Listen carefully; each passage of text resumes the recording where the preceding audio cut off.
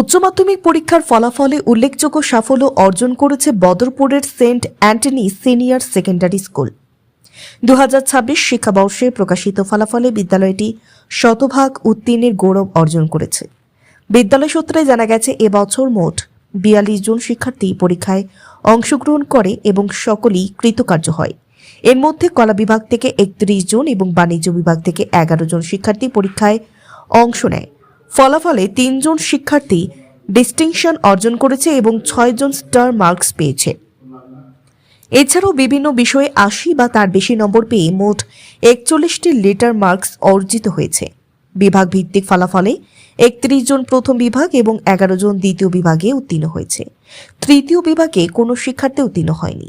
বিদ্যালয়ের এই সাফল্যে শিক্ষক, শিক্ষিকা, অভিভাবক ও শিক্ষার্থীদের মধ্যে আনন্দের পরিবেশ সৃষ্টি হয়েছে। বিদ্যালয় কর্তৃপক্ষ শিক্ষার্থীদের কঠোর পরিশ্রম, শিক্ষকদের নিষ্ঠা এবং অভিভাবকদের সহযোগিতাকেই এই সাফল্যের মূল চাবিকাঠি বলে উল্লেখ করেছে। এদিকে আজ উচ্চ মাধ্যমিক পরীক্ষার ফলাফল ঘোষণার পর সেন্ট অ্যান্টনিস সিনিয়র সেকেন্ডারি স্কুলে এক সংবর্ধনা অনুষ্ঠানের আয়োজন করা হয়। অনুষ্ঠানে পৌরোহিত্য করেন বিদ্যালয়ের অধ্যক্ষ এরশাদ উদ্দিন তাপাদার।